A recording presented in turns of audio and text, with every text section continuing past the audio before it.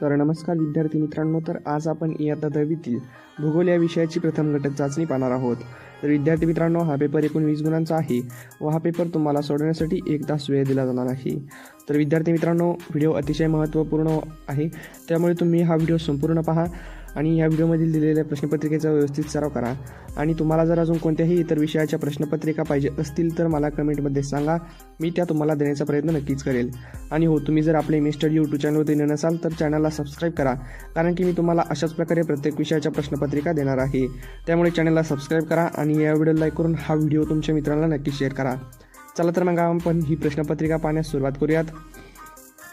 तर पहा, सर्वप्रथम आहे प्रश्न क्रमांक 1, अचूक पर्याय निवडून विधाने पूर्ण लिहा। तर पहा, ॲमेझॉनच्या खोऱ्यात सरासरी तापमान डॅश डॅश असते। तर पहा, त्यांनी इथे तुम्हाला पर्याय दिलेले आहेत, तर यातील करेक्ट पर्याय निवडून तुम्हाला या विधानाचे उत्तर लिहायचे आहे। तर त्यापुढील दुसरे विधान आहे, भारतात एकूण डॅश डॅश केंद्रशासित प्रदेश आहेत। तर पर्याय 8, 12, 7 आणि 6 यातील योग्य पर्याय निवडून या प्रश्नाचे उत्तर लिहायचे आहे। त्यानंतर आहे पुढील विधान, डॅश डॅश हे ब्राझीलमधील सर्वोच्च शिखर होय। तर इथे पहा, अजस्त्रकाळा, पिको दी नेब्लिना, गियाना, हिमालय। तर यातील योग्य पर्याय निवडून या प्रश्नाचे उत्तर लिहायचे आहे। त्यानंतर चौथा, गंगा नदीची एकूण लांबी डॅश डॅश किमी आहे। तर पहा, इथे तुम्हाला पर्याय दिलेले आहेत, तर यातील करेक्ट पर्याय निवडून या विधानाचे उत्तर लिहायचे आहे। तर अशी तुम्हाला 4 विधाने असणार आहेत आणि ही 4 विधान तुम्हाला 4 मार्कांसाठी असणार आहेत। तर त्यानंतर आहे प्रश्न क्रमांक 2, त्यातील अ, पुढील विधाने चुकी बरोबर ते लिहा। तर पहा, तुम्हाला आता 4 विधाने दिलेली आहेत। तर त्यातील पहिलं विधान आहे, क्षेत्रभेटीचे नियोजन आवश्यक असते। दुसरा आहे, हिमालयाच्या क्षेत्रात प्रतिरोधक स्वरूपाचा पाऊस पडत नाही। तिसरा आहे, भारतातील पूर्व किनारपट्टीवर त्रिभुज प्रदेश आढळतात। आणि चौथा आहे, भारताच्या मध्यातून कर्कवृत्त जाते। तर हे 4 विधान आहेत, हे चूक आहेत की बरोबर आहेत ते तुम्हाला लिहायचं आहे आणि हे तुम्हाला 4 मार्कांसाठी असणार आहेत। तर त्यापुढे आहे प्रश्न क्रमांक 2 मधील व, वेगळा घटक ओळखा। तर त्यामध्ये पहिलं पहा, क्षेत्रभेटीसाठी आवश्यक साहित्य। तर नोंदवही, कॅमेरा, नकाशा आणि सूक्ष्मदर्शक। तर यातील वेगळा घटक सूक्ष्मदर्शक आहे। तर त्यापुढील आहे दुसरा, ब्राझीलमधील राज्य बाहिया, बिहार, पारा आणि आक्रे। तर यामधील वेगळा घटक बिहार आहे। तर असे 2 प्रश्नांचे हे 2 उत्तर आहेत, पहिल्याचं सूक्ष्मदर्शक आणि दुसऱ्याचं बिहार। तर हे 2 प्रश्न तुम्हाला 2 मार्कांसाठी असणार आहेत। तर त्यानंतर प्रश्न क्रमांक 3, पुढील विधानांची भौगोलिक कारणे लिहा।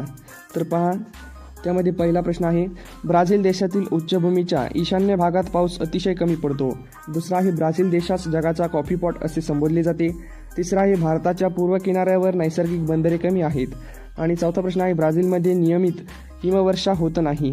तर असे तुमचे 4 प्रश्न आहेत आणि या 4 प्रश्नांपैकी तुम्हाला कोणत्याही 2 प्रश्नांची भौगोलिक कारणे लिहायची आहेत आणि हे 2 प्रश्न तुम्हाला 6 मार्कांसाठी असणार आहेत। तर त्यानंतर आहे शेवटचा प्रश्न पहा, प्रश्न क्रमांक 4, खालील प्रश्नांचे सविस्तर उत्तरे लिहा। तर त्यातील पहिला प्रश्न आहे, तुम्ही क्षेत्रभेटीत सहभागी होणार असाल तर कशी तयारी कराल। आणि दुसरा प्रश्न आहे, भौगोलिक ज्ञानाचे उपयोजन करून प्रदेशाचा अभ्यास केल्याचे कोणते फायदे होतात।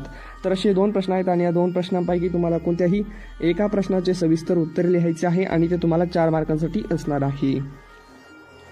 तर विद्यार्थी मित्रांनो, अशा प्रकारे तुमची इयत्ता 10वीतील भूगोल या विषयाची प्रथम घटक चाचणी असणार आहे।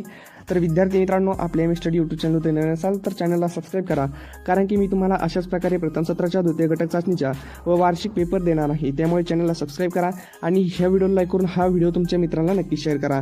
आणि हो, तुम्हाला जर अजून कोणत्याही इतर विषयाच्या प्रश्नपत्रिका पाहिजे असतील तर मला कमेंटमध्ये सांगा, मी त्या तुम्हाला देण्याचा प्रयत्न नक्कीच करेल। तर लवकरच एका नवीन व्हिडिओमध्ये भेटूयात, तोपर्यंत माझा सर्वांना नमस्कार।